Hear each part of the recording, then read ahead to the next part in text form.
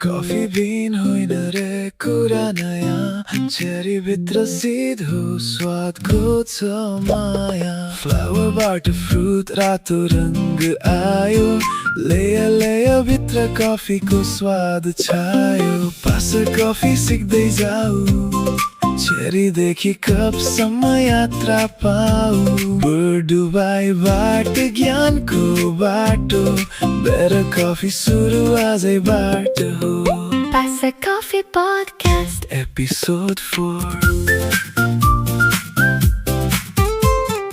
हामीले हरेक बिहान ग्राइन्ड गर्ने कफी बिन वास्तवमा बिनै होइन भनेर थाहा पाउनु कतिको रोचक कुरा हो हैन त मलाई त यो कुराले सधैँ अचम्ममा पार्छ क्या हो नि यो साँच्चीकै नै एउटा ठुलो भ्रम हो जुन कफी पिउने धेरै मानिसहरूलाई थाहा नै हुँदैन बिहान उठ्ने बित्तिकै पिइने कडा एस्प्रेसो होस् वा आरामले पिइने क्यापुचिनो अथवा दुबईको कुनै व्यस्त क्याफेमा पिइने स्प्यानिश लाटे र V60 नै किन नहोस् यी सबैको सुरुवात त के रे एउटा गुलियो फलभित्र पाइने सानो बिउबाट पो हुँदो रहेछ एकदम सही भन्नुभयो इतिहासमा हेर्ने हो भने शताब्दीऔं अघि युरोपियन व्यापारीहरूले यसलाई पहिलो पटक देख्दा यो हेर्दा ठ्याक्कै सिमी वा लेग्युम जस्तो देखिएकोले उनीहरूले यसलाई बिन भन्न थाले तर प्राविधिक र वानस्पतिक रूपमा हेर्दा त्यो बिल्कुलै गलत नाम हो त्यही त यो विस्तृत छलफलमा स्वागत छ हामी बर्ड दुबईमा रहेको पासा कफीबाट यो सञ्चालन गरिरहेका छौँ हजुर र अघिल्लो सेसनमा हामीले विश्वको नक्सामा कफी कहाँ फल्छ भन्ने कुरा गरेका थियौँ नि विशेष गरी इथियोपिया ब्राजिल र समग्र कफी बेल्टको बारेमा हो अघिल्लो सेसनले साँच्ची नै कफीको विश्वव्यापी यात्रा र भूगोल बुझ्न धेरै मद्दत गर्यो तर आज चाहिँ हामी त्यो ठुलो नक्साबाट एकदमै भित्र पसेर एउटा सानो कफी चेरी भित्रको संसार कस्तो हुन्छ भनेर निहाल्नेछौँ पक्कै पनि आज हामी कफीको एनाटोमीमा गहिरिएर कुरा गर्नेछौँ मलाई कफी एउटा फल हो भन्ने त थाहा थियो तर यसको सुरुवात सिधै फलबाट नभएर एउटा फूलबाट हुन्छ र यसको हुर्किने प्रक्रिया निकै लामो हुन्छ भन्ने कुराले चाहिँ मलाई अझै पनि कौतूहल जगाउँछ क्या हो कफीको रुखमा सिधै फल लाग्दैन यो कुरा धेरैलाई थाहा नहुन पनि सक्छ पहिले यसमा एकदमै कोमल सेतो रङको फूल फुल्छ सेतो फूल हजुर कफी बगानमा एकैपटक यी फूलहरू फुल्दा नि पुरै हिउँ परेको जस्तै देखिन्छ क्या अनि यो फूलको सुगन्ध निकै मिठो हुन्छ ठ्याक्कै चमेली वा भनौँ ज्यास्मिनको फूल जस्तै आस्न आउँछ तर खासमा यो फूलको आयु एकदमै छोटो हुन्छ केही दिनमै परागसेचन मतलब पोलिनेसन भएपछि त्यो सेतो फूल झरेर जान्छ अनि त्यो फूल झरेपछि चाहिँ के हुन्छ त जहाँ त्यो फूल फुलेको थियो नि ठ्याक्क त्यही ठाउँमा बिस्तारै कफी चेरी बन्न थाल्छ तर यो प्रक्रिया निकै लामो छ एरेबिका कफीको फल तयार हुन मात्रै पनि 7 देखि 9 महिना लाग्छ 7 देखि 9 महिना हो अनि रोबस्टा कफीको लागि त झन् 9 देखि 11 महिनासम्म लाग्न सक्छ यो समयमा त्यो सानो फलले माटोबाट पोषण तान्छ र बिस्तारै आफ्नो आकार र भित्रको केमिकल कम्पोजिसन विकास गर्छ एकछिन है यो समय सीमालाई अलिकति विचार गरौँ त 9 देखि 11 महिना भनेको त झन्डै एउटा मानव शिशु जन्मिने समय जति नै भयो नि हो नि ठ्याक्कै त्यस्तै हो मलाई त सुन्दै अचम्म लाग्यो यदि यति लामो समय लाग्छ भने यो बीचमा त मौसम परिवर्तन हुन्छ किराहरूको आक्रमण हुन सक्छ किसानहरूले यति लामो समयसम्म त्यो सानो फललाई जोगाएर राख्नुपर्ने हुन्छ हैन र एकदम सही पोइन्ट उठाउनुभयो यही कारणले गर्दा नै राम्रो कफी उत्पादन गर्नु एउटा निकै चुनौतीपूर्ण काम हो यति लाम्रो समयसम्म फल बोटमै रहँदा यसले माटोको गुण हावापानी र उचाइको प्रभावलाई बिस्तारै आफूभित्र सोच सके भनेपछि त्यो सुस्त विकासले गर्दा स्वाद राम्रो हुने हो हजुर यो सुस्त विकासले गर्दा नै कफीमा जटिल प्रकारका प्राकृतिक चिनी र एसिडहरू बन्न पाउँछन् त्यसैले कफीलाई बुझ्न यसको फललाई बुझ्न जरुरी छ वानस्पतिक विज्ञानको भाषामा भन्दा कफी चेरी वास्तवमा एउटा ड्रुप हो ड्रुप भन्नाले चाहिँ ठ्याक्कै कस्तो प्रकारको फललाई जनाउँछ मैले यो शब्द आरू वा पिचसँग अनि अलिभसँग जोडिएको सुनेकी थिएँ तपाईले एकदम ठिक सुन्नु भएको छ ड्रुप भनेको त्यस्तो फल हो जसको बाहिर नरम बोक्रा वा गुदी हुन्छ र भित्र चाहिँ एउटा कडा बिउ हुन्छ ए बाहिर फैर भत्र बिरौ हो जसरी खजुर वा भनौँ डेटको बाहिर मिठो फल हुन्छ र भित्र एउटा कडा गेडा हुन्छ नि ठ्याक्कै त्यस्तै हुन्छ कफी चेरी साधारण बेरीहरूमा धेरै साना बिउहरू गुदीभित्र छरिएर रहेका हुन्छन्, तर ड्रुपमा भने बिउ एउटा कडा खोलभित्र सुरक्षित हुन्छ।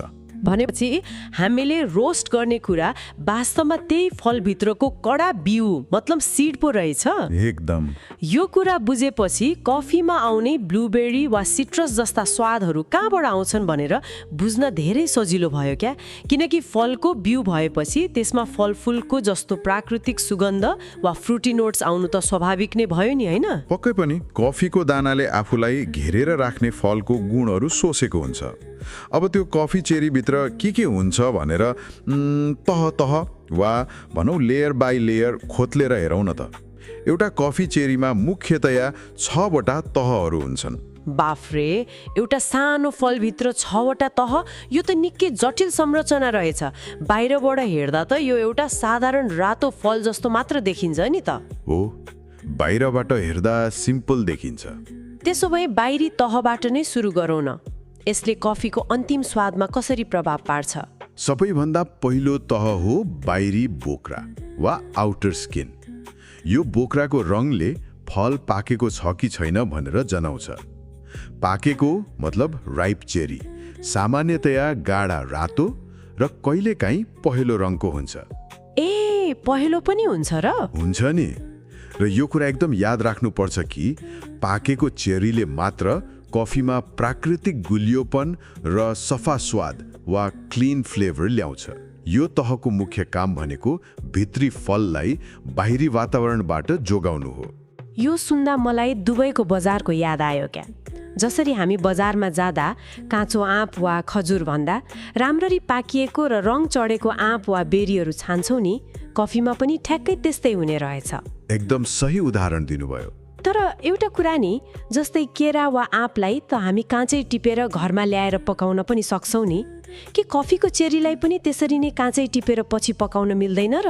किसानहरू किन बोटमै पाक्नको लागि यति महिनौ कुर्छन् त? ओहो, यो एकदमै महत्त्वपूर्ण प्रश्न हो। खासमा केरा जस्ता फलहरू क्लाइमेक्टेरिक हुन्, जसले टिपिसकेपछि पनि आफ्नो स्टार्चलाई चिनीमा परिणत गर्न सक्छन्। तर कफी चेरी चाहिँ नन क्लाइमेक्टेरिक हो।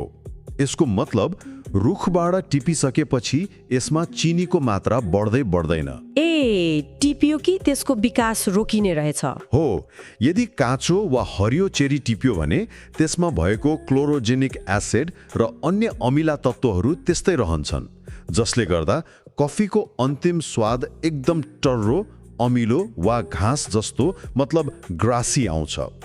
उत्कृष्ट स्वादको लागि रुखमै पुरै पाकेको हुनै पर्छ। भनेपछि कफीको गुणस्तर त ठ्याक्कै कति बेला टिपिन्छ भन्ने कुरामा पुरै निर्भर हुने रहेछ।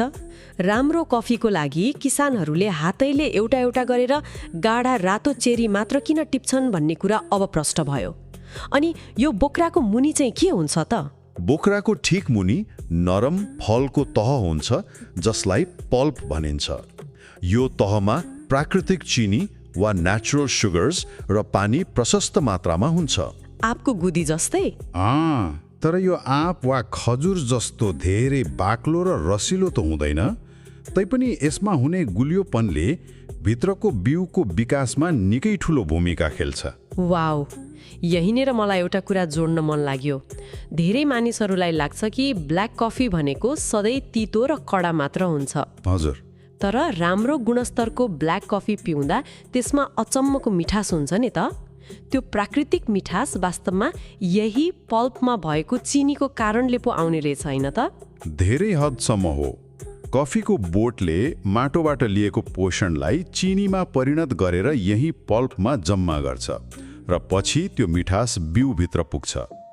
तर यो मिठास कसरी बिउभित्र पुग्छ भन्ने कुरा बुझ्न हामीले तेस्रो र सबैभन्दा महत्त्वपूर्ण तहलाई बुझ्नै पर्छ। यो तहलाई म्युसिलाजे भनिन्छ। यो म्युसिलाज भनेको चाहिँ कस्तो तह हो? के यो पनि फलकै गुदी जस्तो हुन्छ र? यो अलि फरक हुन्छ।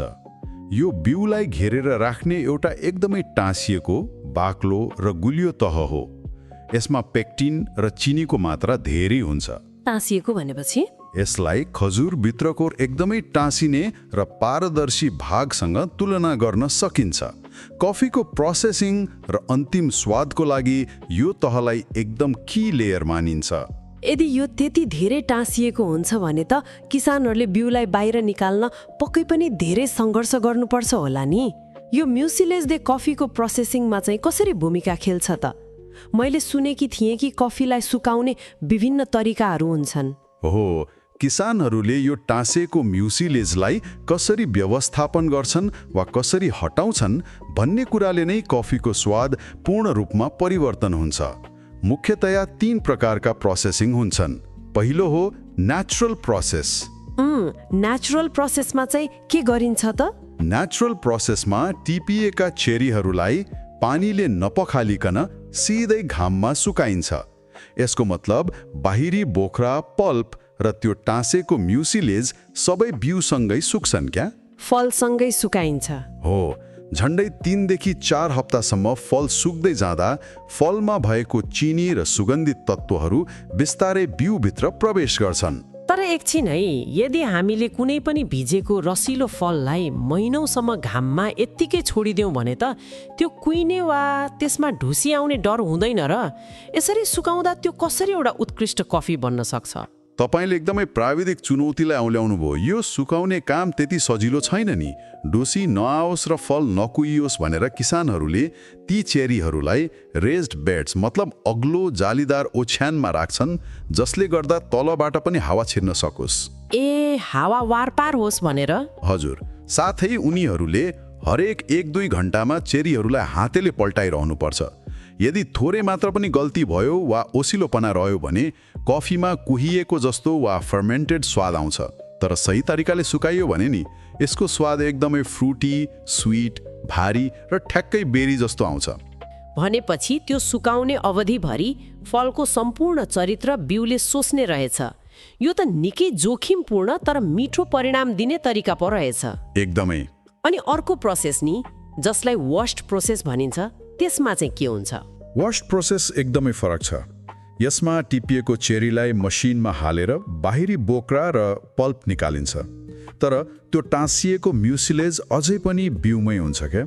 पानीले मात्र पखालेर त्यो निस्किँदैन। अनि कसरी निकालिन्छ त? त्यसैले बिउहरूलाई पानीले भरिएको ट्याङ्कीमा 12 देखि 72 घण्टासम्म फर्मेन्टेसन वा किण्वनको लागि राखिन्छ।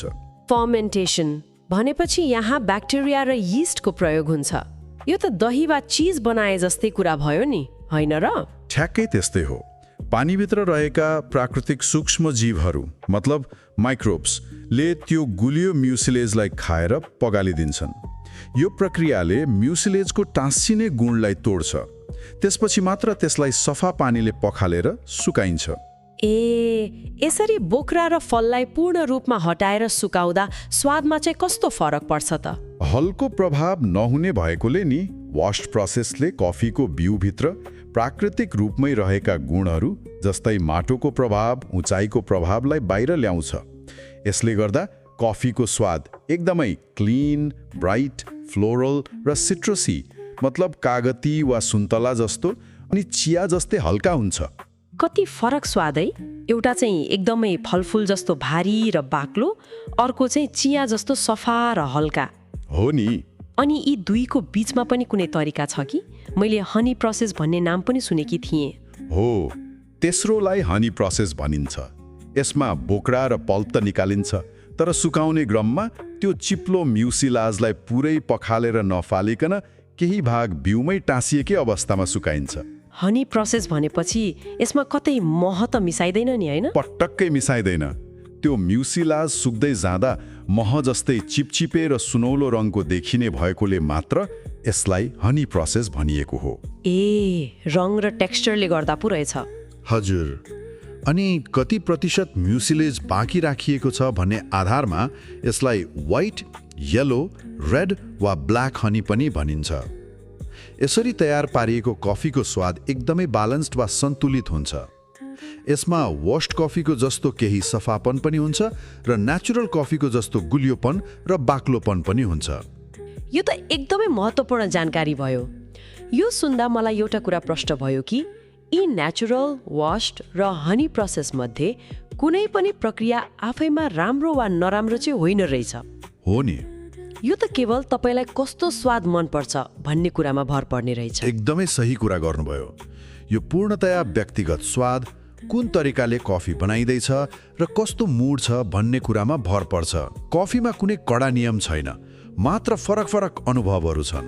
ल, हामीले बाहिरी 3वटा तह मतलब स्किन, पल्प र म्युसिलेज र त्यसले कसरी प्रोसेसिङमा भूमिका खेल्छ भन्ने कुरा त गर्यौं। अब बाँकी 3वटा भित्री तहहरू चाहिँ के हुन् त? म्युसिलेज पखालिसकेपछि वा सुकिसकेपछि हामीले सिधै बिउ देख्न सक्छौं त? अझै सकिँदैन। चौथो तह हो पार्चमेन्ट। यो बिउलाई घेर्ने पातलो, कडा र कागज वा काठ जस्तो तह हो। जब कफी सुकेर तयार हुन्छ नि, यो पार्चमेन्ट भित्र बिउ एकदमै सुरक्षित हुन्छ। यसको मुख्य काम बिउलाई जोगाउनु मात्र हो कि यसले अरू केही पनि गर्छ? यसको एकदमै महत्त्वपूर्ण भूमिका हुन्छ। सुकाइसकेपछि कफीलाई तुरुन्तै रोस्ट गरिँदैन नि त। यसलाई गोदाममा 1 देखि 2 महिनासम्म आराम गर्न वा रिपोजोको लागि राखिन्छ। आराम गर्न हो। यो समयमा पार्चमेन्टले एउटा प्राकृतिक ह्युमिडोरको काम गर्छ, जसले बिउभित्रको चिस्यानलाई सन्तुलित बनाइराख्छ र बाहिरी गन्धहरू पस्न दिँदैन।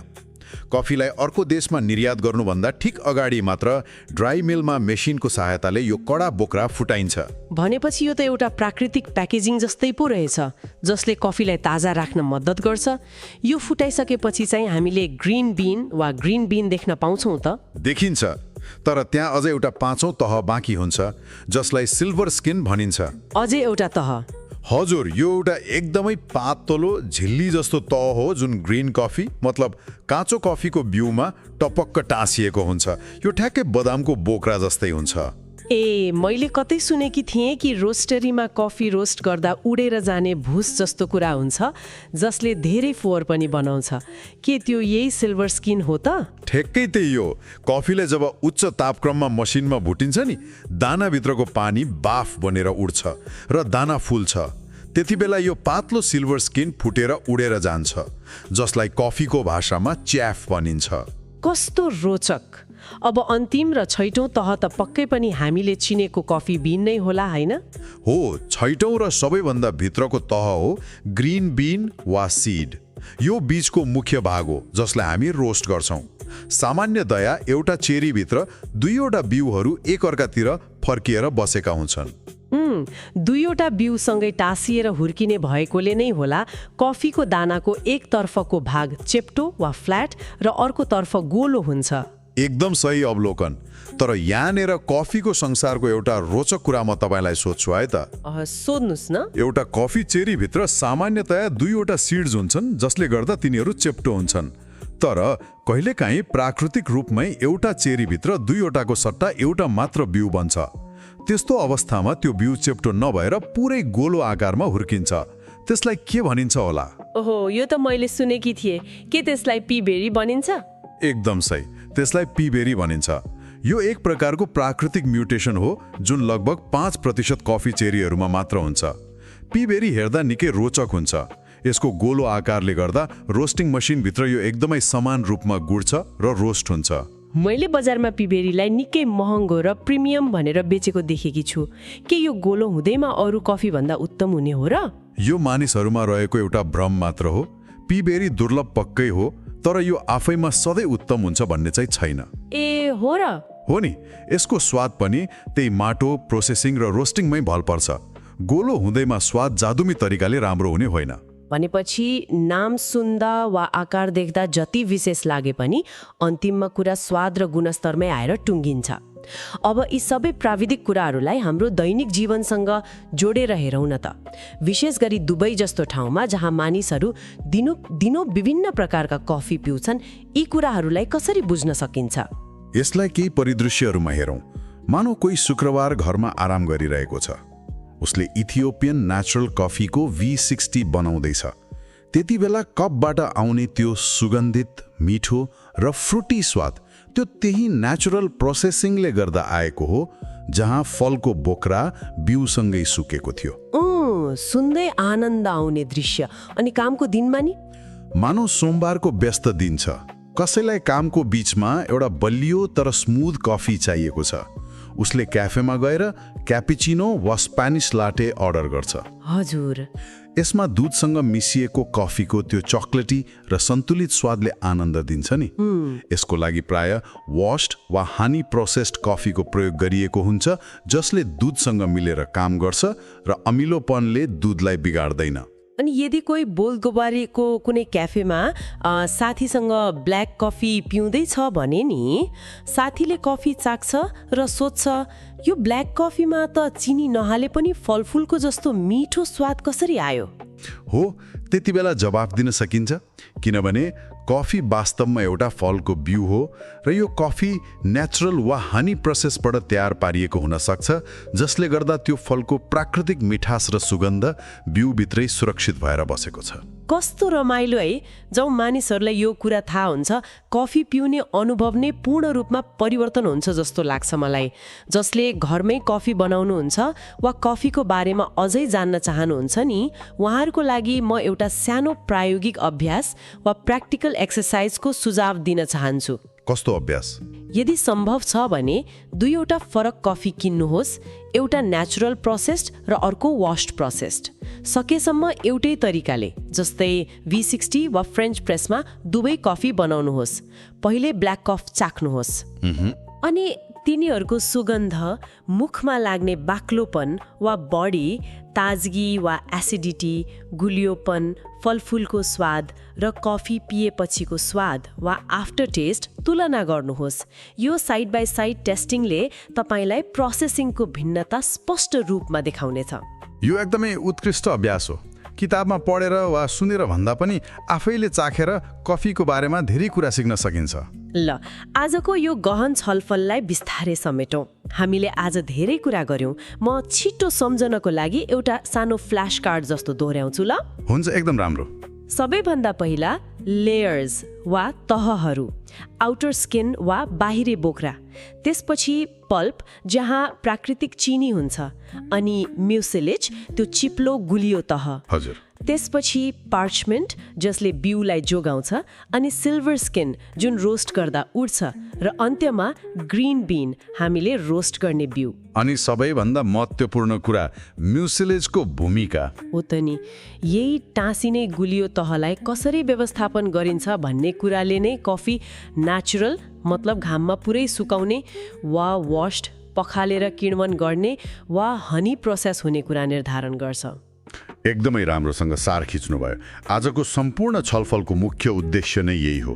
कफी कुनै फ्याक्ट्रीमा बन्ने निर्जीव गेडा होइन, यो एउटा जीवित फलको बिउ हो। चेरीका यी विभिन्न तहहरू र विशेष गरी म्युसिलेजले प्रोसेसिङ बुझाउँछ, अनि त्यही प्रोसेसिङले नै कपमा आउने कफीको स्वाद, मिठास र एसिडिटी निर्धारण गर्छ। साँच्चै नै कफीलाई एउटा फलको रूपमा हेर्दा यसप्रतिको सम्मान अझै बढ्दो रहेछ क्या। यदि हामी मध्ये कसैलाई यी सबै कुराहरू अझै नजिकबाट प्रत्यक्ष रूपमा बुझ्न मन छ, कफी चाख्न, V60 बनाउन, सही तरिकाले एस्प्रेसो निकाल्न वा ब्यारिस्टा सिपहरू सिक्न मन छ भने बर दुबईमा रहेको पासा कफीमा भिजिट गर्न सकिन्छ। त्यहाँ यी सबै कुराहरू प्रयोगात्मक रूपमै सिक्न र अनुभव गर्न पाइन्छ। पक्कै पनि। सिद्धान्त बुझ्नु एउटा कुरा हो, तर त्यसलाई आफैले स्वाद लिएर अनुभव गर्नु अर्कै कुरा हो। अब हामी आगामी सेसनमा के कुरा गर्छौं भनेर पनि थोरै जानकारी दिउँ है त। हुन्छ नि। आगामी सेसनमा हामी कफीको बिउदेखि कपसम्मको वा सीड टु कपको रोमाञ्चक यात्रालाई पछ्याउनेछौँ। कसरी एउटा फार्ममा हुर्किएको बिउ विभिन्न चरण पार गर्दै रोस्टरको मसिन हुँदै अन्त्यमा हाम्रो कपसम्म आइपुग्छ भन्ने कुरामा हामी गहिरो छलफल गर्नेछौँ। वाउ, त्यो सेसन त झनै चाखलाग्दो हुनेवाला छ। तर आजको सेसनलाई अन्त्य गर्नु अघि म एउटा सोच्न बाध्य बनाउने प्रश्न छोड्न चाहन्छु। कस्तो प्रश्न? हामीले आज यति धेरै कुरा गर्यौं नि, कसरी महिनौं लगाएर कफीको बिउले फल, माटो र प्रोसेसिङबाट यति धेरै मिठो स्वाद र गुण तान्न सक्छ। यो सबै स्वाद त्यो रोस्ट गरेको बिउभित्र सुरक्षित राखिएको हुन्छ। तर जब हामी कफी बनाउँछौँ, हामीले पिउने एक कप कफीमा झन्डै 98% त पानी नै हुन्छ नि, होइन र?